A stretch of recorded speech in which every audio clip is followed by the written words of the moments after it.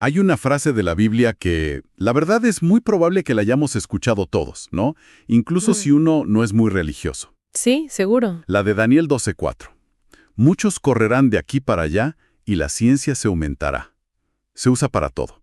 Totalmente. Es como la frase comodín para conectar una profecía de hace, ¿qué? 2500 años con los aviones, con Internet, Con la inteligencia artificial ahora, Sí. claro. con la inteligencia artificial, por supuesto. Parece una descripción perfecta de nuestro mundo. Exacto, es casi un meme profético. Y justo por eso me pareció tan interesante la fuente que traemos hoy. Es un artículo de Luis Alberto Carela Santiago que se titula La ciencia se aumentará. ¿Qué quiso decir realmente Daniel 12:4? Mm. Y la misión que nos proponemos es clara, ¿no? Vamos a agarrar esa interpretación tan popular y a ponerla bajo el microscopio. A ver, ¿de verdad el profeta Daniel estaba pensando en un smartphone cuando escribió esto? O, como sugiere el artículo, nos hemos estado perdiendo el punto central todo este tiempo. Es una pregunta clave, porque la manera en que leemos estos textos tan antiguos dice muchísimo de nosotros. De nuestras propias obsesiones. De nuestras obsesiones como sociedad, sí. A veces, la lectura más popular es solo un espejo de lo que nos importa hoy. Bueno, vamos a desglosar esto, porque, para ser justos, la idea es muy seductora. Atractiva, sí. La parte de muchos correrán de aquí para allá, parece una foto de un aeropuerto. Y lo de la ciencia se aumentará, bueno, solo hay que ver las noticias. Encaja también que casi parece obvio. ¿Por qué dudar de algo que se siente tan correcto? Porque lo que parece obvio no siempre es lo correcto. Y aquí es donde el análisis se pone muy, muy interesante. El artículo de Carela Santiago no se anda con rodeos, ¿eh? No. No. Plantea que esta lectura tiene por lo menos 4 problemas estructurales muy serios. Y no son problemitas, son fallas en los cimientos de la interpretación. De acuerdo, me gusta eso de probar los cimientos. Empecemos por el primero. ¿Cuál es el principal obstáculo para esta idea de la tecnología? El primer obstáculo, y para mí el más demoledor, es el lenguaje original, el hebreo. La palabra en sí. Exacto. La palabra hebrea que se traduce como ciencia en algunas versiones es da'at. Y el artículo es súper enfático en esto.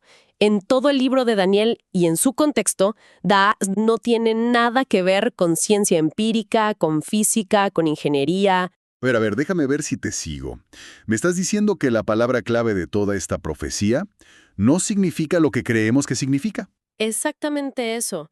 Da'at se refiere siempre a un conocimiento muy específico, conocimiento espiritual. Ah. Es el discernimiento para entender el plan de Dios, la comprensión de una revelación. Es un saber que viene de la relación con Dios, no de un laboratorio. Pensar que significa tecnología es como leer la palabra estrella en un texto antiguo y asumir que habla de una celebridad de Hollywood. Es un anacronismo. Es un anacronismo total. Entiendo el punto sobre Da'at, pero a veces las profecías pueden tener como un doble sentido, ¿no? ¿No podría funcionar en los dos niveles, el espiritual y también el tecnológico? Es una buena objeción, y sí, la profecía a menudo tiene varias capas. Pero para que esa idea se sostenga, necesitaríamos alguna pista en el contexto, algo que apunte en esa dirección. Claro. Y eso nos lleva al segundo problema que señala el artículo, el contexto literario. Este versículo, el 12.4, no sale de la nada. Es la conclusión de una visión larguísima que ocupa 3 capítulos enteros del libro. Los capítulos 10, 11 y 12, ¿cierto? Esos mismos. ¿Y de qué tratan? Tratan de guerras espirituales, del destino de imperios como Persia y Grecia, y sobre todo de un tiempo de angustia cual nunca fue para el pueblo de Dios. O sea, un tema muy enfocado. Muy enfocado, el ángel le revela a Daniel el futuro político y espiritual de su gente, no el futuro de la oficina de patentes. En todo ese pasaje no hay ni una sola mención a inventos o a progreso material. Meter la idea de tecnología ahí es forzar una pieza de rompecabezas que no es de esa caja. De acuerdo. Entonces, ya tenemos una palabra mal interpretada y un contexto que no la apoya. Eso ya es bastante peso en contra. ¿Qué más hay? El tercer problema es una bomba histórica que el artículo deja caer. Esta interpretación tecnológica que hoy nos parece tan obvia es increíblemente nueva. ¿Nueva cómo? El autor afirma que por más de 1800 años nadie, ni un solo intérprete judío o cristiano relevante, leyó este versículo y pensó en tecnología. Espera un momento. ¿En serio?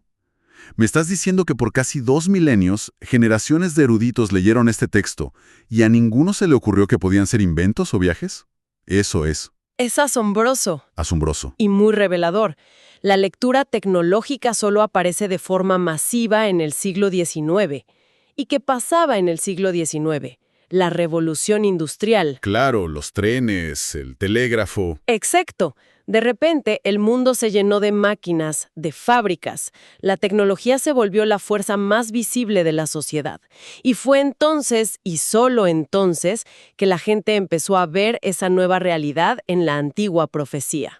O sea que no fue que el texto revelara un nuevo significado de repente, sino que la gente proyectó su propio mundo sobre el texto. Precisamente. Es como si el ruido de las fábricas les hubiera hecho leer la Biblia de otra manera. Tal cual.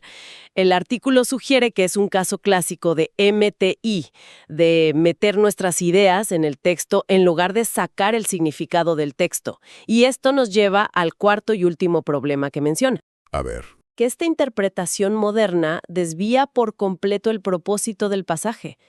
El objetivo de la visión de Daniel no era darnos un adelanto de los logros humanos para que nos maravilláramos de nuestro propio ingenio, sino sino dar consuelo y entendimiento al pueblo de Dios para que pudieran perseverar en tiempos difíciles. entiendo.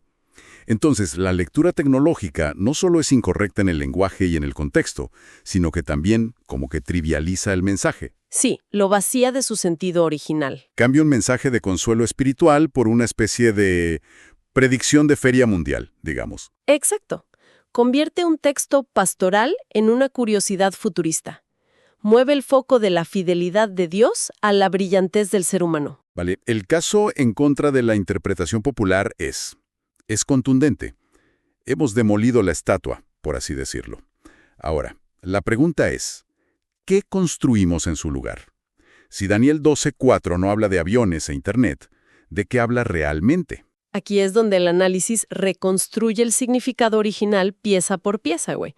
Y la verdad es que todo encaja de una manera mucho más coherente. Empecemos por el principio. Empecemos por el principio de la frase. Cierra las palabras y sella el libro hasta el tiempo del fin. Ajá. Popularmente se piensa que esto significa oculta este mensaje, es un secreto.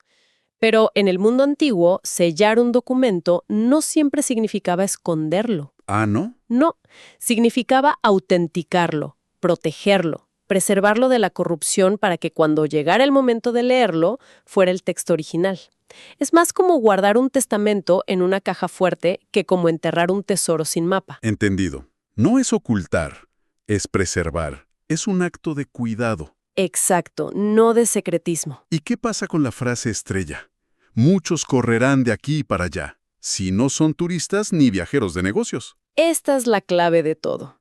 Según el artículo, y esto lo respaldan muchos expertos en hebreo, la frase correr de aquí para allá, que en hebreo es shut mehut, es una expresión idiomática. Una metáfora. Una metáfora, sí.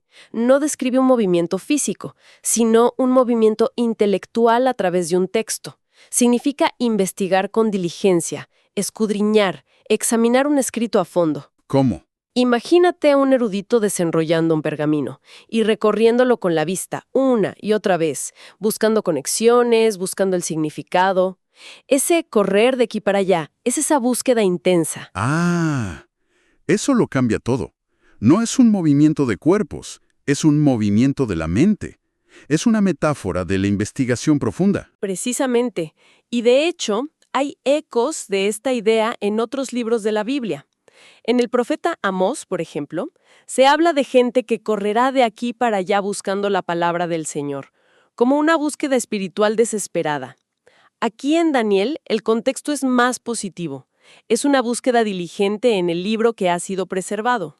Esto es fascinante, porque con esa pieza en su lugar, la última frase, y el conocimiento aumentará, adquiere un sentido completamente nuevo. Es la consecuencia lógica, un efecto dominó. Pensemos en la secuencia que propone el artículo. A ver, 1. Preservación. La profecía se sella, se guarda. 2. Investigación. Hasta el tiempo del fin, cuando muchos se dedicarán a estudiar este libro con una intensidad renovada. cuando correrán de aquí para allá en el texto. Exacto. Y 3. Iluminación. Como resultado de esa búsqueda, el conocimiento aumentará. No el conocimiento científico, sino el da'at, el conocimiento específico del contenido de esa profecía. Dios iluminará a los que buscan. Wow, es una promesa sobre la interpretación bíblica, no sobre la tecnología. Correcto. La promesa no es que los humanos construirán cosas asombrosas, sino que los fieles podrán comprender cosas profundas sobre Dios. Exactamente. El aumento del conocimiento no es un logro humano, es un don divino concedido a un pueblo que estudia. Ahora, la afirmación de que esta fue la visión dominante durante 1800 años es muy fuerte. ¿De verdad hubo un consenso tan amplio entre, no sé, judíos y cristianos? El artículo sostiene que sí, y es uno de sus puntos más sólidos. Menciona que esta línea de interpretación era la estándar. Los antiguos rabinos en el Talmud, los padres de la Iglesia, como Jerónimo, los comentaristas medievales e incluso reformadores como Juan Calvino. Todos ellos. Todos entendían el pasaje de esta manera. Podían discutir sobre cuándo sería exactamente el tiempo del fin, pero todos coincidían en el qué, que se refería a una mayor claridad sobre las profecías de Daniel para el pueblo de Dios. La idea de la tecnología les habría parecido, no sé, de otro planeta. Esto es un cambio de paradigma total. Pasamos de una profecía sobre el mundo exterior a una promesa sobre la vida interior de la comunidad de fe. Sí. Si aceptamos esta lectura, que la verdad parece mucho más sólida, ¿cuál es la aplicación práctica? O sea, ¿cómo nos afecta hoy entender el versículo de esta manera? Y me alegra que lo preguntes, porque el análisis no se queda en lo académico. El autor concluye con lo que él llama una aplicación pastoral. Ajá. Y la resume en 3 actitudes que surgen de esta interpretación correcta. De acuerdo. Veamos esas actitudes. La primera es la humildad ante la palabra. Si este pasaje nos enseña algo, es el peligro de llegar a un texto antiguo con nuestra agenda moderna. De querer que diga lo que queremos escuchar. Exacto. La humildad aquí es resistir la tentación de hacer que la Biblia suene relevante, forzándola a hablar de inteligencia artificial o globalización. Implica callarnos y escuchar lo que el texto quería decir en su propio mundo. Es un ejercicio de respeto. Dejar que el texto nos lea a nosotros en lugar de leer nuestras obsesiones en el texto. Tiene todo el sentido.